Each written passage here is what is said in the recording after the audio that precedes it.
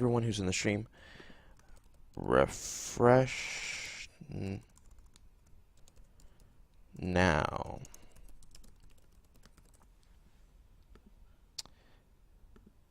We're going to be doing a plain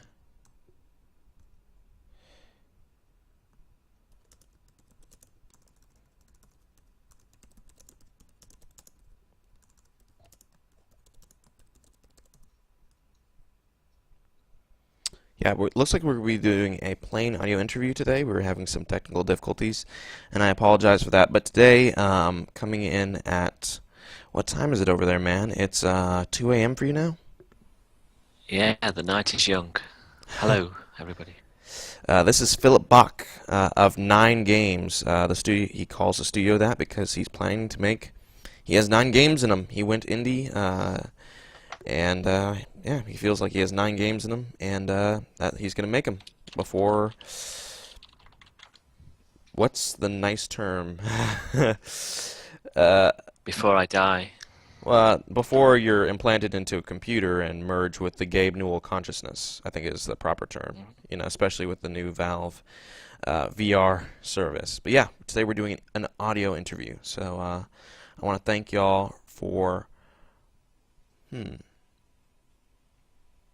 Okay, so XSplit apparently works for the thing, but with OBS I was having trouble getting it working. Window capture plus the Alt. Okay. The game didn't even run an Alt Enter for me. So, yeah, that's the first time I had trouble with it. Just had trouble streaming with OBS. But anyway, that's the explanation behind why we're doing an audio interview. And so, yeah. This is Nelson for Video Games Bible and Games Matter. Glad to be with you guys here again. And this is Philip Bach, and he's very tired. And hopefully, we're going to have a pretty informative and awesome interview, despite not being able to see the visuals. If you'd like to vote for Bezier, you can vote for it via Greenlight. I just posted up the link. And for those of you, yeah, that's for those of you who, if you guys want to buy a copy of the title. It is on Desura and itch.io now, or you can get a copy via GamesMatter by going to the @GamesMatter HQ Twitter handle and simply asking for a copy. Without further ado, this is Nelson. This is GamesMatter. So, how you doing today, Philip? I'm doing fantastic, thanks. Yeah, I'm sorry for the lateness of the hour. So, your studio's named 9 games. You said you have 9 games left in you. What did you do before starting 9 games, and why 9 games Uh, specifically? okay, that's a good question. What did I do before? I was born in 1974. In 1979, my dad was a coal miner. Back then in England, everybody was a coal miner. And he hurt his finger and got some compensation money. This is 1979, I was 4 years old. And he bought a computer with it and started writing computer games. And being the 4-year-old son, I was the one who had to test the games, but it wasn't too long before I actually started programming them myself. So I was 6, I started writing BASIC. 7, 8, I started writing machine code. I kind of grew up with a games programming sort of way. I don't remember learning. I don't remember life without it, to be honest. And anyway, so I tried not to do it as much as I could, but it still kept dragging me in. I went to university, left university, applied for every job going, but the games industry dragged me in.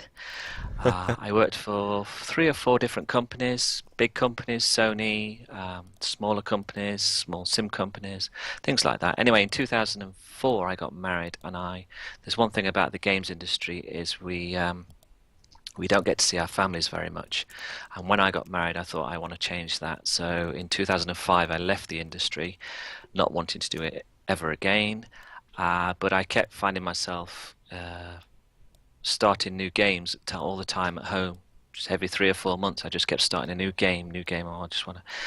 As much as I tried not to do it. Anyway, in 2008, I started this game, and for some reason, this game stuck. And it's been a long process, this game, and it's been part time. I got very ill one year. I've had two sons whilst I've been making this game. So I started a bigger family, and why is it 9 games? Well, I think. Well, I've only got 8 more games to make. That's why it's 9 games. It's not been plucked out of the thing. Is I can only actually think of. I do have ideas for all of them. One or two of them I've been actually working on for the last few years as well. So, um, s it's hard to say why it's 9. The number 3. I realised when I was about 10 years ago. I realised the number 3 occurs in my life, left, right, and centre. I was born on the 3rd of March, um, and I'm the eldest of 3. I've lived at number 3. I've lived at number 9. My wife was born on the 9th. So Uh, your entire life has been a giant Half-Life 3 confirmed joke. eh, eh, before Half-Life was even made, yeah. So uh, I wasn't going to make 3 games, so it's 3 times 3 seems to make sense. Um, I only realised that after I wrote all the 9 down and stuff. So, but I think that's all I've got time for. Nine games really. I mean, at the current rate, if I continue at this rate, I'm going to finish when I'm 104. So uh, yeah, I need to get a move on really. Awesome. So, what is your so you spoke about, you've been doing it from a very early age. How did you even begin programming? Like, did you have access to a lot of technology in your household? Yeah, but when you've got a dad as a games programmer, he got when a new computer came out, he would write his games for those computers as well. So he started out with an Acorn Atom, but the Spectrum, the Commodore 64, the Dragon 32, the Commodore 16, the Sinclair QL. These are all. I'm reeling this off the top of my head. There was a few more as well. Um, Learning basic. I mean, back then, when in the 70s, in the late 70s, when you wanted to play a game, what you would do is you would buy a magazine with games listings and you would type that game in, and it would be about 100, 200, 300 lines long. And invariably, when you type in 300 lines of code, sometimes you type in the wrong character somewhere, and you would have to try and figure out why it was wrong and stuff. And so Back then, the did they first have like sophisticated debug programs and no, profilers and such? no, no, no. So the first games the first games players were actually games programmers, and most of them I don't think ever realized it. So, but in this process, when you got something wrong and you would go over it, and when you have to type in the game every time you want to play it, you start thinking to yourself, well, actually, I understand how this works, and I could do this myself. In fact, I think what my dad thought was I can do this a lot better than these magazine listings, and that's how he started. And I just started programming because that's what he did, really. I mean, we just do what our parents did, didn't we? We can't escape it. So it was for you So for you games, did they ever? So it wasn't really an escape for you. It was just that was life. Yes, yes. Well, you've got. Yeah, my dad was a games programmer. My dad would take me to arcades in the early 80s, and we would play games together and stuff. It was fantastic, really. It's just what it is. I don't know a life without it. So that's That's that's really cool. And so when you move forward in your life and you spoke about coming out of university, you worked for a number of companies. What was that like? And did you? And this is, I mean, before independent development, was there ever a widespread desire, to sort of make your own thing? yeah, I think so. Yeah, but I mean, you quickly learn when you go into the games industry that you're making other people's games, and even in a small studio, you're still quite a small cog in a big machine, and so you only have so much creative input, really, and it always ends up as games by committee. You never really get a true say in it, so it's there's it's a very discouraging industry to work in, really. I'm sure any creative industry can be because you have to shout at the top of your voice to get you heard, and even when you are heard and try and get things done your own way, time and money always stops it because games studios are very expensive to run. So quite scary prospects, you can tell, because most of them go under. But it was a good time. I'm not one of these people who say, "Oh, it's awful working in the games industry and stuff." It was good. It's a great place to learn all manner of things. So. Awesome. So, I mean, what was the greatest lesson that you learned working for a studio? I probably honed my programming craft. Software engineering is a craft, and games programming is a craft in particular. I often liken it to painting, and I always say if games were a painting that we were creating, then the programmers are holding the brush. We're the ones doing the brush strokes, and you don't really understand this until you are doing the programming yourself. And so, which is why I think the games industry on the whole is kind of wired up wrong, because we tend to have these people who write these huge designs and They never um, implement it. well, it's not that they never implement it, but it's like having a Which is painter why I think and then the games getting industry on the somebody to whole is write kind down of what they wide want up to wrong. paint, because but you're kind of missing the whole point of picking up a brush and putting the paint on the canvas. You don't know what's possible. It's I mean, you could write a 400-page document on how to paint the Mona Lisa, right? You Yeah. could probably explain it into a lot of detail. But when somebody picks up that brush and reads that document, they're not. Uh, it's very hard to explain. Now, if you say this to any programmer, they get it straight away because it's like, yeah, it is. And there's this kind of communication problem between programmers and everybody else in the games industry, and that communication problem really breeds resentments. So everybody hates the programmers. They hate the programmers because they don't understand. The programmers are really bad at communicating what's at stake, and also they don't understand what's at stake. Does that make sense? So Mm. in a general business software setup, your manager tends to have been a programmer himself, and his manager tends to be a programmer himself, and you kind of you have a bunch of You have a people lot of above you who understand. you have all the Hun- people surrounding you are really they're in the same discipline, they have the same thought processes. But when you're Yeah, working in the games development industry, you have artists and designers and all these different people that they think on sort of fundamentally different lines, especially artists and programmers, because as you said, the programmers are the ones implementing the vision, and it's the execution that of the idea that really determines whether something is made or broken.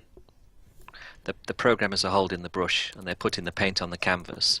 So you can tell a programmer to paint a picture of a car, but it it, it it's the brush on canvas thing. Yeah, and generally speaking, when you are a programmer in the games industry, your boss doesn't know how to do your job, and so there tends to be a big communication problem there. And also programmers don't tend to make good bosses in the games industry because they love programming. Whenever I had a promotion in the games industry, I would always have a meeting somewhere where I'd be sat there and saying, so what you're telling me is I'm going to program less now and I'll spend more time in meetings. And I'd always turn down everyone, really. I don't want to do that. I'd want to. There's a very simple graph that you can draw: the number of lines of code you write that day and how happy you are when you go home. And there is a big correlation there. So every programmer just wants to write code, you know. Wow. Yeah. So, you spent a lot. So you've spent like most of your life writing code, and you decided to get out of the AAA industry and leave it all behind, and yet you just felt yourself keep coming back and coming back and coming back. Yeah. So a lot of people talk about that when you're prototyping games, you want to make something called the minimum viable product, the least the most basic way to show your idea, essentially. Uh-huh. So how many prototypes did you run through before you found the one that was really fun to you? Um, it was about, it's a Hollywood cliche, but it was all about the story, to be honest. And I started many games, but you get sort of 3 or 4 months into them, and you just kind of get bored, and you start another one.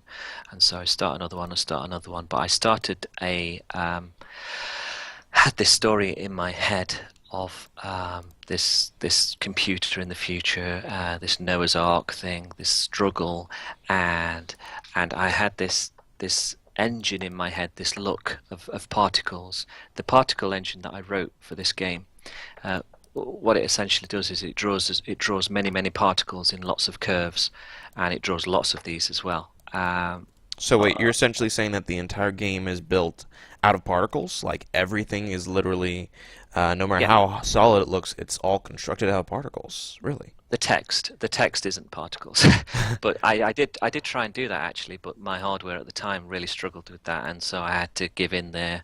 And but yes, there is at any one time on the screen there is between 50,000 and 250,000 particles. Sometimes it gets higher, but it rarely gets higher. It's about Wow. the average is around And I didn't notice about any. 50,000. Oh, I'm sorry to interrupt you, but I didn't notice any slowdown on my machine, which is I don't have the beefiest machine, so that's really surprising that you're able to have that much going on, and the performance still is very good as well. Right. The reason that is because I there's something about new graphics cards, and when I say new, I mean from around 2007 onwards, when they implemented programs that you can send down to the graphics card called vertex and pixel shaders, and these allow you to do very special things. That said, you cannot draw that many dynamic particles on screen. A lot of what I found a way of doing it, so using static index and static vertex buffers, which make it draw very fast. And there are certain parts of it that I look back on today that I wrote on in 2008, 2009, which I don't understand right now. But I somehow managed to get it to work, and I had a little help from my rendering friends who got sucked up to Electronic Arts every few years. Sorry to go off on an aside. Every few years in the British games industry, the big companies from America come over and they steal all the best programmers from England. They just do. Really? Because we have the best games programmers, yeah. So every few years they come over and do a recruitment drive.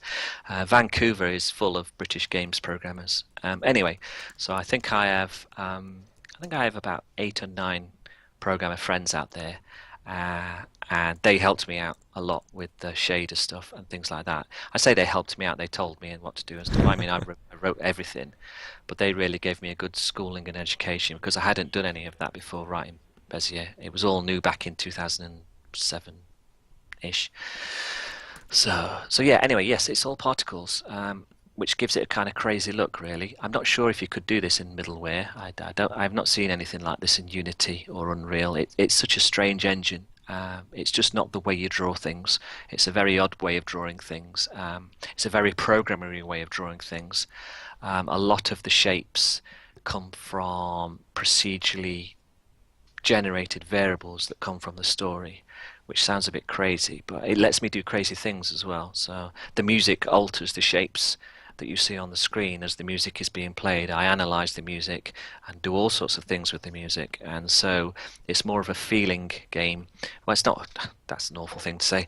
It's more. It's a feel of it. It's like a ballet. You're the feel of it mattered more than anything. It's not. I didn't want to do the normal kind of twin stick shooter. I wanted to do something that felt different, and the story drives how you feel that, and breathe. Mm. So, so actually, I picked up on something really interesting. You said it was really the entire reason that you stuck with the project was this very unique story you wanted to tell, and Yeah. also the Greenlight page speaks of it being basically a twin stick shooter with something deeper behind it. You can just go around and shoot the stuff or whatever, but there's really something really powerful underlying it, especially this story and how you tie it Yeah. all together. So, do you want to talk a little bit about those systems and how you set that in place to really tell the story, whether or not the player knows that it's being told? Um, yeah, I mean, sort of. I mean, I actually wrote a short story whilst I was writing the engine as well. It was like 10,000 words, which is a lot of words for me, but it's a short story in anyone else's, in a writer's book. And I really wanted to do this story, and I tried all sorts of things. I did things that you shouldn't do in twin stick shooters. The aliens that came on the sides of the screen would talk, and they were different characters, and they would do all sorts of things. And but a year or two into it, it got so pretentious and just it was like too. I don't want to say too arty because that's a silly criticism. It was too. It didn't. It has to be a blaster in its essence. It has to be. It has to. It comes back to the feeling of it again. So yes, there is a story. The story goes all the way through it. The story is what kept me programming it and made me not give up on this. The story goes into everything. The music comes from the story. The visuals come from the story. The story itself talks about the future uh, in a time when we have had to leave our physical forms behind and inject ourselves into a computer to survive. So it's like a Noah's Ark. However, this computer's been going on for 100 or so years, and things have gone bad, and your character is trying to get out of this back to what he calls the physical. But there's always this doubt in his mind that this previous world ever existed because he was born inside the computer. So the Uh, computer was a whole society in itself. so what you're saying is that at this point, people injecting themselves into the computer. Now it's at this point where life is going on inside this computer. People are being born. People are even dying inside the Yes, computer. yes, yes. Oh wow. But your character feels like he's a prisoner in this system, and he's trying to get out of it. But there are forever these doubts in his mind that there's anything to get out to, and and if he does, if he perishes, if he does get out, is his soul at stake? Um, and all this is in a blaster as well. I mean, I none of this is actually forced upon the player. I don't make the player confront things like this. It's all sort of soaked up in the background, and it's all being told to you. But you can quite easily just shoot things if you wish. It's not. And there are different special weapon types. There are you have a your player ship levels up with experience, and you get better ships. You can soup up your weapons. You have an upgrade screen with different talent points that you can put into various aspects of attack and defense. The achievements are not meaningless tick boxes. I hate that in games where you just have a tick box for doing something you shouldn't. It gives you an extra power in your ships and things like this. So Oh, the gameplay's there as well. I'm not just a waffling story.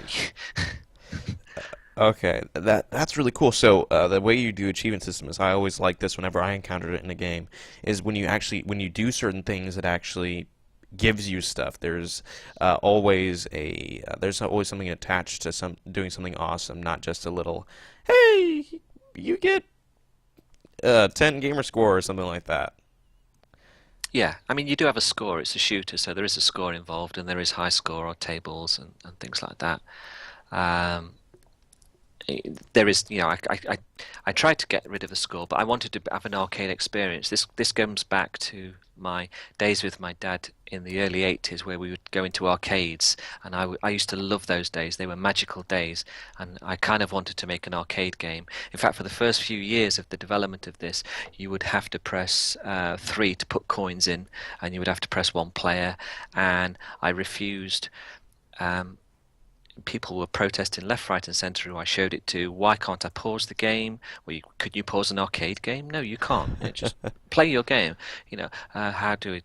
I want to do this. Oh no, you can't do it. Anyway, I relented eventually and said, but it has this very deep roots in Arcade culture. it. Yeah, yeah, yeah.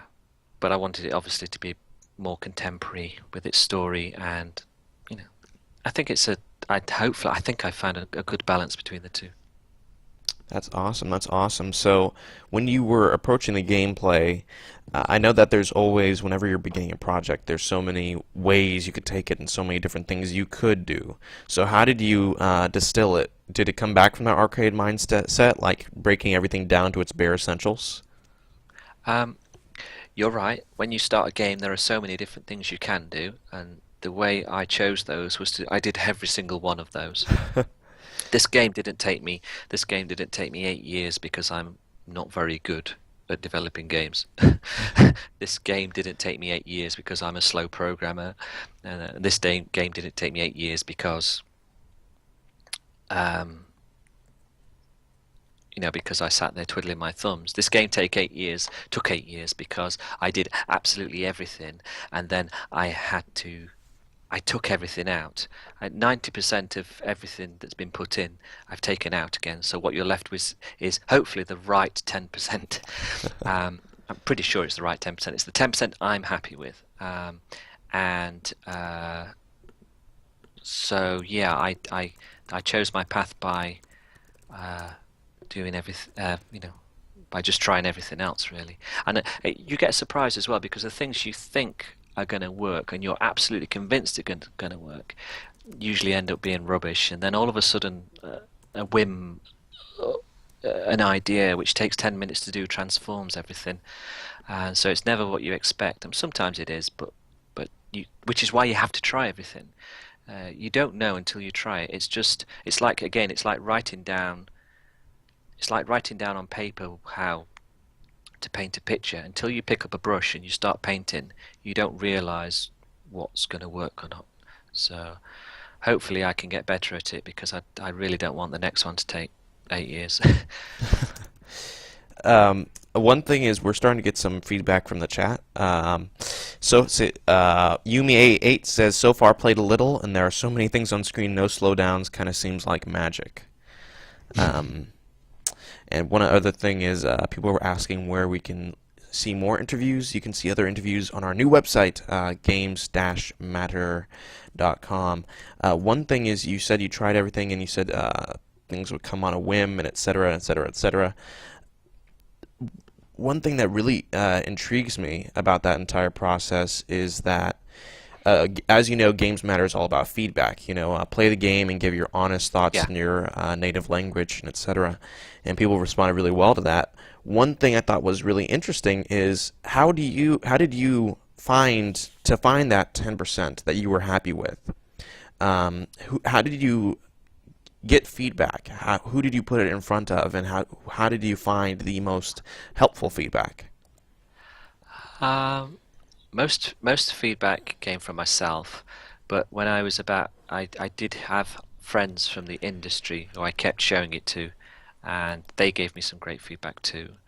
And then I tried just random people, friends and family, people who don't play games, stick a controller in front of them and see how it really is illuminating when you get somebody who doesn't know how to play games in front of your game, because then all of a sudden the barriers to entry suddenly are very stark and obvious, and you've got to get over those.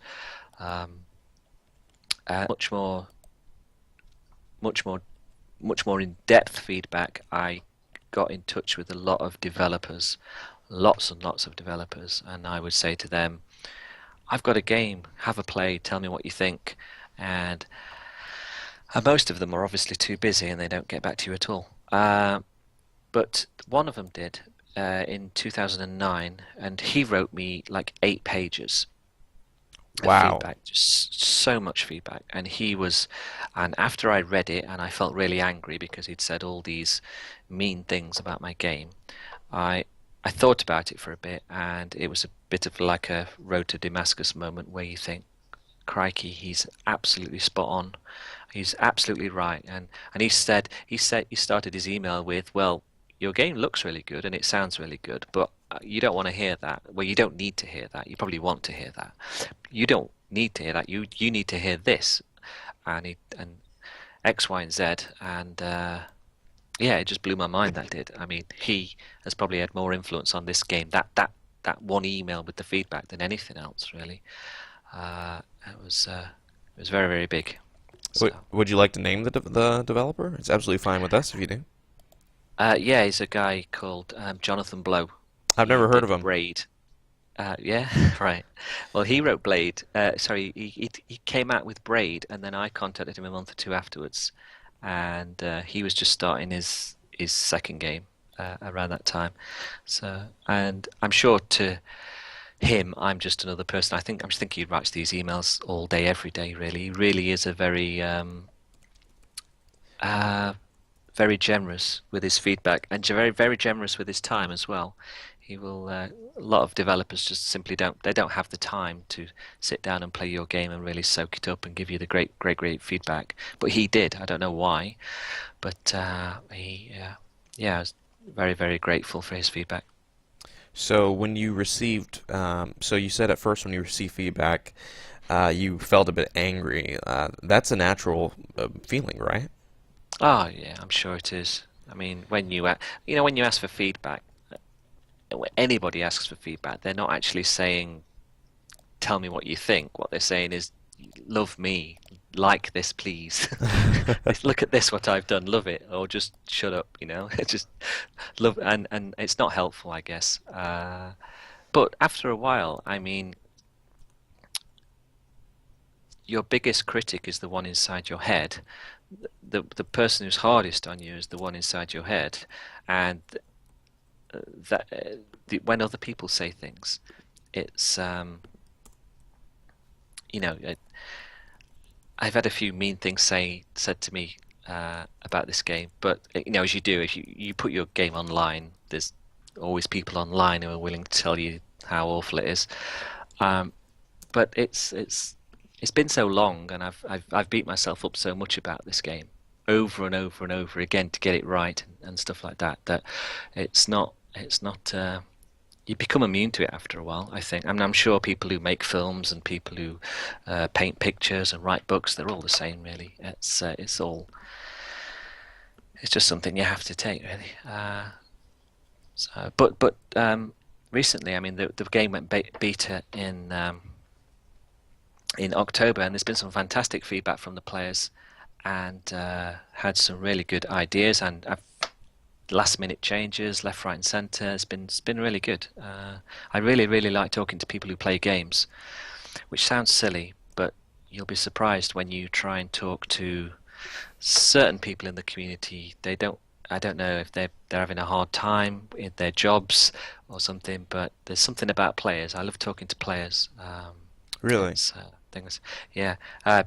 Jupiter Hadley's completely right on the text. You can't please everybody. In fact, if you please everybody, then was it somebody much cleverer than me said, trying to please everybody is the path to mediocrity, and it really is. It's if you please everybody, you end up pleasing nobody. So, which is why I firmly believe that you shouldn't make games for other people. Really, you should make games for yourself, which is an incredibly selfish thing to say, but you I think if you try and make games for other people, there's a cynicism that creeps in, and you're almost being disrespectful to your audience. You're almost saying, "Well, I'm going to pander to you because you like X, Y, and Z. You like shooting people in the face, or you like ladies with big boobies in your games and things like that." It's awful. I hate that sort of thinking. You should put sh shooting people in your face because you want that in your game, So if that makes sense. it's It's it's a you it's a shouldn't pander to an audience. so what you're saying is, it's all well and good to take feedback and use it to improve your vision, but if you're just pandering to your audience and doing something that perhaps you don't even believe in making and just making, what fits the popular mold, then that's being dishonest, in Yes, effect. it's a deception, and I think a lot of uh, media we create is deceptive in that sense. It's cynical. It's just cynicism. It creeps into the thing, and it's like, well, I don't like this, but my audience will. I'm making my game for this type of audience, and it's I don't think great work can come from that. Okay, okay. One thing you said is that you love speaking to players, and that actually comes through on your Greenlight page. When you have, instead of having, so much, press, Right. like what the press quotes, you have press quotes, of course, but you're one of the only developers I've seen that has player feedback, what players are saying. So, how did you really, many developers find it difficult to connect with their audience, and some have had success. Some use Reddit, some use Twitter, some use forums. So, what have you found is the best? How did you connect with your audience, and for both feedback and for people saying nice things? How did you connect? What did you use? Well, I'm not sure if I have. I'm not sure if I have done very well. The beta on Desura was good. I got a lot of feedback from there because the game was essentially free, and I'd let anybody play it, and a lot of people liked that. Comments at the bottom of news articles or things like that. I think I've made a good game, but I think I've gone about releasing it all wrong. And this may have come about because I've came from the industry where all I had to do was make the game, and then once it's finished, I start making the other one, and it's up to marketing departments and all that. It just gets sent off, you know. Whereas I didn't realize when I was doing it myself that I should have been telling people about it probably a long, long time ago.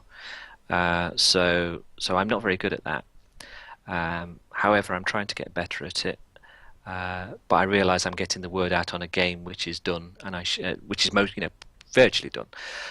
But I should have been doing this years and years ago. So I did those things. Yes. So this comments on thing is generally email. Players are very good and email me. There was a guy who emailed me um, a week ago, just before I sent it off to a journalist, and he gave me some feedback which really spurred me to improve the build before I sent it to the journalist, and I managed to get the Eurogamer piece from that, and the journalist was really liked it, and I was really appreciative of this player the night before who gave me this feedback. In fact, he only played the demo, gave me the feedback, and I was so happy with him that I actually sent him the game and said, here you go, you have the game for that, because that's amazing. He's gone on from that point to leave comments on all sorts of forums about how great I am, apparently, whatever, and he's also bought the soundtrack and 3 copies of the game as gifts. So I just need a few more thousand people like him, and I'll be all right. Absolutely, that's fantastic. So, what was the feedback he Yeah. gave, if you don't mind my Um, asking? the visual effects were a little bit too overwhelming. They were your ship was being lost. Now, to me, I've been playing it for years and years and years. I know, to me, it wasn't lost, but I didn't realize how it was. And so, because I have to try everything, I toned things down just a little bit. It was just like a recalibration, really. Nothing's really changed. I just and it was a bit like a mist clearing. It just transformed everything, and I was so happy with it. And I was really happy he told me this. I mean, other people had told me too, and I'd sort of tweaked here and there, but I didn't do the kind of big overhaul that I did when he told me that, which was about 2 or 3 hours work, because I've got about 50 or 60 different systems which create explosions. There's lots and lots and lots of different kinds, and they all needed to be touched upon. And there's about 100 enemies, 100 different kinds of enemy types in the game too. And I went around each one of those too, and just quickly, the explosions that come off them when you hit them and things like that. They all needed addressing. I was very grateful for that advice. It was really good. Very, very, very cool. Um, One thing, press. So, right, you have quite a few press quotes from some big media outlets. You've got IndieGames.com, you've got Rock Paper Shotgun, you've got Eurogamer. How did you go about contacting the press and getting attention? Because as a lot of indies have attested to the fact that it's difficult, it's hard, especially in today's climate, where everybody seems to be making the game of their dreams. Yeah, it's very difficult. You just do the advice is out there, you just email them and say, I've got my game here, and then a URL to your game very quickly, and then one paragraph which sums it up, another paragraph which says what's special about it, and then another paragraph on where they can find any more information. Really, uh, just I don't know, to be honest. It's you're such at the mercy on how they receive this. It's probably best not to send out the cut and paste type of emails. Um, Yeah, I I've heard don't that. know. One I, thing, I one thing I've heard is that you always want to include a playable build with every email you send. oh yes, I mean it has to be hello. I have a game to show you. URL, and that URL cannot be download this or log into this, or that URL has to be The game. is your that yeah, of course, yeah, and the full game as well. Don't be precious about that. Just give them the whole lot. Say here you go, try this, Okay. and don't use don't tell them how great it is. It's not for you to tell them how great it is. Just tell them what makes it special, and say give this a go. Just Awesome. it's One, but I'm not very good at that. I don't know how to do that very well, to be honest. So, have you gone about contacting YouTubers? I know that's apparently making a greater and greater effect on the industry. Uh, people get larger sales spikes from PewDiePie, for instance, than even big outlets like Game Informer. well, yeah, I don't know how many people read Game Informer, but I'm pretty sure it's not the 35 million that watch PewDiePie. So it's a numbers game. Eyeballs are moving away from writing, and they are going to things like Twitch. People want to see moving image, and and the great thing about things like YouTube and Twitch is that the viewers are instantly talking to you as well. So there's an interaction there, and it's a much more, especially Twitch, it's much more toing and froing at the same time, whereas even an online news outlet with comments at the bottom of it, there's still this. Well, there's still the journalist who's creating the content says, "Here you go, there's my brain dump," and then you just get to say your little bit at the end in a comment. Whereas something like at Twitch is very it's It's back and forth. it's It's almost it's like collaborative. YouTube. Yeah, exactly that. Yeah, and um, people are generally lazy, so they like to watch your videos rather than read lots and lots of text, right? Because videos are more I mean, I'm the same. Don't get me wrong. I don't read books. I watch films, uh, probably for that reason. So. So you're waiting. So you're waiting for the movie version of Bezier, basically. Yeah. No. So yeah, I've contacted YouTubers. There's a YouTuber who's covering it tomorrow, actually. And there was a YouTuber covering the beta, and I was in contact with more YouTubers. The thing is, the thing I said about don't send cut and paste letters, you have to, when you approach these people, I spend a lot of time, even though the letters are quite small, I do spend a lot of time actually writing a different letter to each one because I'm writing to a person. I'm not writing to some sort of machine, you know. You have to talk to the person. Absolutely. One thing is, you were talking about talking to the person, and it feels almost like you're. When I was playing the game, it almost feels like you're talking to the player. You're giving a message of some sort, and when I was playing the game, I noticed that in between levels, there was lines from Shakespeare. I mean, there's some really deep in that the lines from Shakespeare, as you've said before, that tied in with the music itself, and the pattern of enemies and how they come at you, and how the pattern of enemies is randomized comes with what Yep. music plays and what theme is being projected through the what Shakespeare play that the level's based off of. It seems like a really odd thing as you said, to use for a shoot 'em up. So has that been, how has players received that? Have people been like, wow, this is really deep, or have people been like, wow, this Uh, is really weird, or have people just sort of stared in confusion while pre-explosions happened all over the place? probably the latter one. I mean, it's to me it makes sense. To me, I can't think of any other way of doing it. But when you tell somebody, they just think you're a bit bizarre.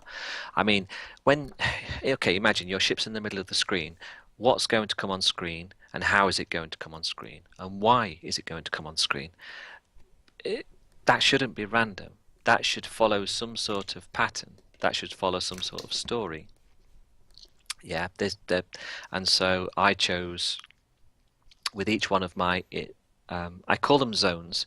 There are 15 zones in the story, and each zone is based on a romantic work of Shakespeare.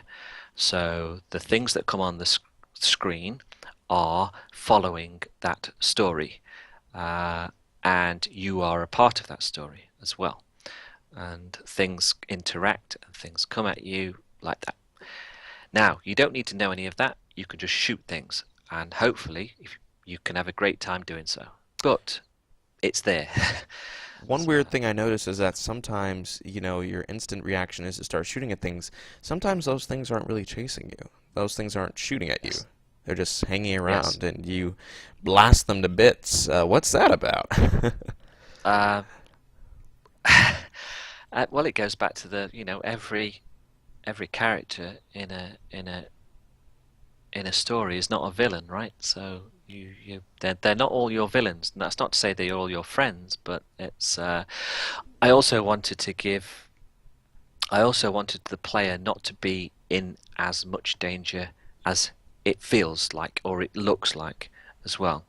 With a lot of shooting games, when the screen gets that busy, you are probably about to die, and um, things get very bad. Whereas I wanted the screen to be twice as busy, but for you not to be in so much peril. And the only way of doing that really is to not have everything absolutely come on the screen and aim to kill you straight away. So The danger it's isn't the danger is not as large as it seems, essentially. yes, exactly that. Yeah, yeah. There are some times when 60 or 70 things will rush on the screen, and it's terrifying. It's a terrifying feeling because it's like, oh dear, well, what am I going to do? What am I going to do?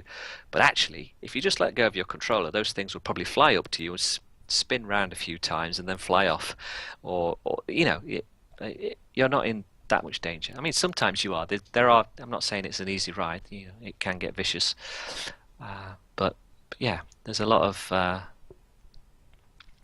things like that there. So Did you ever have yes, to? Oh, I'm sorry.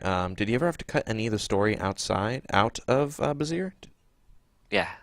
Well, I say cut the story out. I mean, I wrote this 10,000 word short story, and that story is still there from start to finish, but a lot of the bits in between are not. So you kind of condense and condense and condense and condense to the point where you can say it was Albert Einstein, wasn't it, who said everything should be uh, expressed as simple as possible, but not any simpler.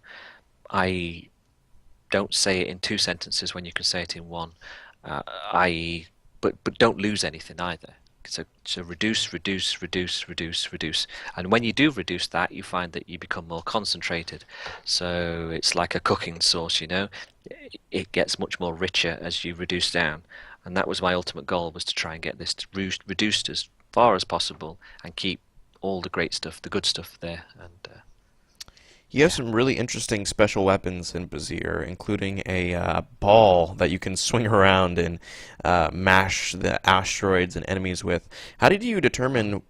I noticed that most of them went outside the typical mold of, oh, clear the screen or blast everything. One of them produced a protective bubble. One of them, as I said, was a ball and chain. So, what was the creation process of those? um, to think about one, to program it, to try it out, and I think I did about 20, and it's been reduced to about my ten favorites. But yeah, just different crazy effects really.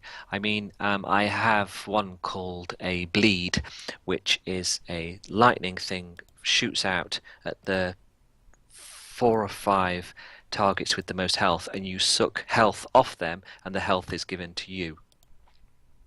Uh, that originated from I used to play a warlock in World of Warcraft, and you have a drain health spell that you could channel into somebody, and it would give you health, and that was just me copying that. Well, there are So some worse things I things to copy. Yeah, there are worse things to copy from than the biggest MMO of all time. yeah. But just things that aren't in shooters normally. I mean, the homing missiles. A lot of it came back to the arcade stuff as well. I mean, a lot of the weapons are the traditional ones. There is the disruptor which hits everything on the screen with a certain amount of damage. Doesn't kill everything, but it's great if there's lots of small health things on screen and things like that. Um, One thing I did notice was you're running the Greenlight campaign now. You have a pretty long description there. So, how did you determine the order? Because the first thing you see is press, then you see a GIF or GIF, whichever way you say it. People say you're wrong. Then you have a little explanation of what it is. Then you have the demo, then the soundtrack, then the features and player feedback. Then thank you. Then you thank the player for your time, which is a nice little feature. So how did you determine the order of importance, where to place things? Like, Um, like for it's example, changed a lot. oh, I'm sorry, We've but been on the Yeah, we've been on green light for a month, and it has changed. So how do I determine the order? I don't know. Day to day, I just look at it. I just want it to be. I look when you do a Steam green light, they give you a chance to put in, Google Analytics, so you can. I don't know if you've ever seen Google Analytics. You can look at 1,000 different things to do with your web traffic that have come into a page. You can see where people are coming from. You can see where people go to. You can see how long they've stayed. You can see all sorts of things. So one alarming thing that you see when you look at your green light traffic is that people don't stay on your page for very long at all. They, I think the average time is 29 seconds. what? Now my trailer is 45. So, and that's an average as well. So there are some people who spend less than 5 seconds on your page before they vote. So a lot of it is very, very much first impressions. So when you look at my page, you see lots of little animating screenshots. So hey, that looks okay. It looks a bit crazy. Whatever. I look down. The first thing I see is press, and then I see an established journalist say something nice, and then hopefully they see some more things, and it's yeah. So I don't know. I'm very aware that I lose people very, very quickly. I think as any green light campaign does, you've got to get them straight away, and I can kick myself 1,000 times that I wish I'd knew this before I put the page up, because this only came about sort of a week or 2 weeks after I'd put the page up. And with Greenlight is once you are off the first page, you have to fight for every single vote that you're going to get. It's really, really hard, because if I look at my stats, I mean, in the first few days, I had thousands of people going to the page just because it's on the front page. You just get that traffic. It's fantastic, and you think you're going to keep that traffic as well, but you don't. It goes. And if we rewind back to where I was saying I've not done very well in getting my audience in the years leading up to release, then I think that's been my undoing as well. So it's all a learning process. It's hopefully I'll get better at it. So. Awesome. One Bezier, you said that everything is made out of Bezier curves. Why specifically that? Why not, just regular triangles or spheroids? Uh, okay, number one, I didn't, where I was in my head in 2007 and 2008, I was really tired with how every game looked. Every game seemed to look the same. They looked like triangles, and every game was trying to go for some kind of photorealism rather than a distinctive art style, if that makes sense. Secondly, it fit the story. The story is about the physical flesh and spirit being put inside a digital computer. So it's about the digital meeting the analog, which is what a Bezier curve is. It's a curve expressed digitally. So there's that as well. And I think that's it. That's why I chose a Bezier curve. Also, it allowed me to, when I created it out of lots and lots of different particles, there's a wonderful flexibility about it. As soon as you see the screen moving, everything moves in a very organic way. So I kind of really liked the look. The look matched the story. The story helped me with the gameplay as well. So Bezier curves are used in absolutely everything in the game. I use them in the synthesizers that you hear playing the music. I use them in the gameplay. They're inside the engine. They're inside the player movements. They're inside the object movements as well. It's I think somebody said about a month ago, if we said, is there any chance we can change the name? Because apparently, if it's not #1 in Google when you put your name and your game in, then it's an utter failure. And I understood where he was coming from, because you do need a distinctive, you do need a distinctive brand like that. But I can't change the name of this because it's so it wouldn't make sense. It's so ingrained that the Bezier curve is into everything in this game.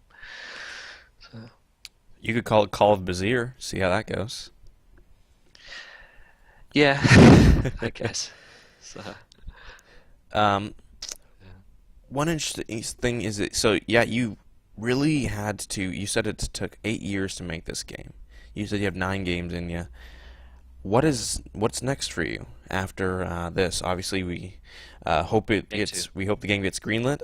We've had a lot of GamesMatter people vote for the game, which is absolutely fantastic. What is next for you? And is the next game going to take 8 years? No.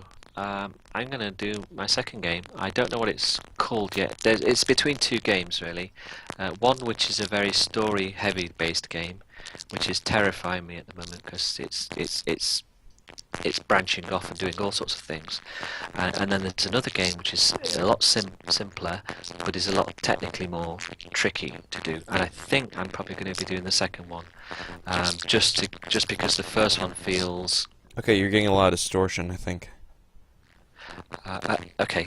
I think I'm going to do the second one, which is a more technical game, and it's very multiplayer based, and it is a bit like a collision of 4 or 5 games that I played in the last 10 years, which I really, really liked. But I want to play them all at once. Does that make sense? You want to play them all at once. That makes some weird static on your end, though. Okay. Yeah, it sounds like you're running through your voice is running through a synthesizer. Right. Okay. It's probably my connection. Closing web pages down. You think that will help? Is that any better? You want to maybe unplugging your mic and putting it back in? Okay. One sec.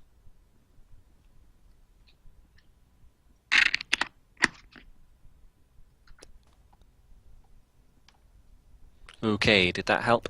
Yes, it did. You are no longer Okay. Mr. Roboto. Okay. Just finished. One person said, "Just finished my first session. Really awesome work on the audio, I must say." And another asks, Jupiter Hadley asks, "Is it local multiplayer or online?" For my next game will be online, and it will be completely multiplayer. I think, I'm pretty sure it's just going to be a multiplayer game. Yeah, Okay, cool. because it's one thing I really want. I didn't want to do it with Bezier. I wanted it to be total single player, but in the last 8 years, multiplayer is something very, very different to what it was back then. So I really want to do that this time. Very, very cool. Will it rely on multiplayer? Will there be a single player mode for those who don't go for that? No, it will be a multiplayer game. It's I think, yeah. I mean, I'm trying to think of it as a single player. Uh, I can't see it being single player. I'm not sure. But you never know how these things go. One thing I do want to do this time is to get the players involved at a really early stage, especially if it is going to be if it is heavily multiplayer, and get them to sort of help me and guide me through the process at a much earlier stage. Like an early access thing, where your kind of players come with you on the ride through development, if they want to. Yeah. So, oh, manual aim Yeah. versus auto aim and overheat is a nice idea. Yeah, I did notice that there was a definite you have the auto aim can overheat. So what is the purpose of auto aim? Is it to help people who are new to the title, or is it to take out a lot of enemies very fast when you're trying to do something? For the first 2 years, there was nothing but auto aim. Manual aim did not exist. It was not a twin stick shooter. It was a shooter where you press the button to shoot and it shot the closest enemy to you. That's what auto aim does. Auto aim will shoot the nearest thing to you. And that allowed me to have really crazy amounts of stuff on screen. And you're okay because all you need to do is avoid and press shoot. Um, but that kind of got a bit boring, and I did have to give in and sort of say, okay, I'll dual stick. Uh, and how do we stop it being easy for the auto aim? Well, you've got to make auto aim overheat, and so it becomes ineffective. So you sort of uh, you strike a balance now between flicking around with the sticks and pressing auto aim. Auto aim is still fantastic, and you still need it, but you sort of learn how to feel when to switch between the two different modes. Um, and So yeah, it was mainly to get more stuff on screen. It was to try and add a different dynamic to twin stick shooters. What I never liked about twin stick shooters that I played previously was that you always felt like you were running away, and I don't want to run away from enemies. I kind of want to get in there, and that auto aim helped that. I didn't want to feel like I was running away all the time, like I do with some twin sticks. I'm just trying to survive and run away. Um, One thing I do, it's a very complicated scoring system with Bezier, but if you want to get a high score with Bezier, shoot enemies when they're closer to you, because you'll get a higher score than if you shot enemies when they're further away. The game rewards risk taking at every step. So, and that was probably it took a while to find that balance as well. Oh yeah, all of it was a case of balancing, and some of the balancing actually balances. I couldn't find a balance, so what I do is I balance as you are playing, dependent on not with the score thing. The score has to be balanced and set in, but with certain things and certain difficulty sections and things like that. So I quickly adapt to how you are playing and hopefully try and give you a challenging time, but not a too easy time, but not a too hard time. All right, so it's been an hour. I want to thank you so much for your time. Finally, where can people find you? Where can people find Bezier? And is there any closing thoughts, any closing lessons you'd like to impart upon us about Bezier and the meaning of Well, life, thanks as it for were? well, thanks for having me. It's been nice to talk to you. Where can you find me? There's my game, 9games.com, or 9games.com/Bezier. Um, And that's nine uh, games with two eyes, right? that's 9games with two eyes, yeah. And my email address is there if anybody wants to get in touch. I'm on Twitter. I'm also on Facebook, but I don't tend to use that very much. And there are my pages where the game's on sale. So yeah, I spend a lot of time on Twitter. That's where I generally speak to people. I quite like that. I'm new to Twitter, so it's all a bit new to me. I don't understand it really. I feel like an old. I kind of feel like an old fart, really. Just I really don't. It's a bit of a mystery to me. I don't understand it, but I kind of have bit of fun, really. It can change. It can change. I'm surprised how quickly it can change depending on who you are following. So one day you switch it on and you think, I really don't like this, and then if you get rid of 20 people and add a different 20 people, it's like, oh wow, this is something completely different. Maybe Twitter isn't the worst thing in the world after all. Maybe it's really good. But this is all new to me. You all obviously found this out in 2006, was it, or seven? I didn't get onto Twitter until a few months ago. Right. Okay. Well, you're in the same boat as I am then. So. Essentially, I don't have a Facebook, and so people my age, they see me as I'm like the creature from the Black Lagoon. Right. Right. So I am on Facebook, but all I do is tell jokes to my family and friends and annoy them. So I wouldn't want to advertise that to anybody. would you like to close out with a joke? With a joke? You want me to close with a joke? You want me to close with a joke? Okay, what kind of joke would you like? Hopefully one we wouldn't have to cover children's ears for. Oh, okay then. Well, I read the other day that people in the UK eat more bananas than monkeys. For instance, in 2014, they ate over 73 million bananas and only 6 monkeys. I have a feeling like I probably shouldn't be laughing at that, and yet it is funny. That's quite innocent, that was. Yep. Well, only 6 monkeys, guys. This has been Philip Bach and Nelson for GamesMatter. Oh, definitely check out Bezier. It's on Desura. It's on itch.io. It's on Steam Greenlight. Vote for it. Buy it if you can, or ask for a copy from GamesMatter and post up your impressions. Do blogs, reviews, interviews. Give them all the good feedback you can, and yeah, let's. I'm looking forward to the rest of your 9 games, sir. Definitely. Thank you so much for coming on. Okay. Take care. And you, bye bye. And goodbye, GamesMatter. Bye.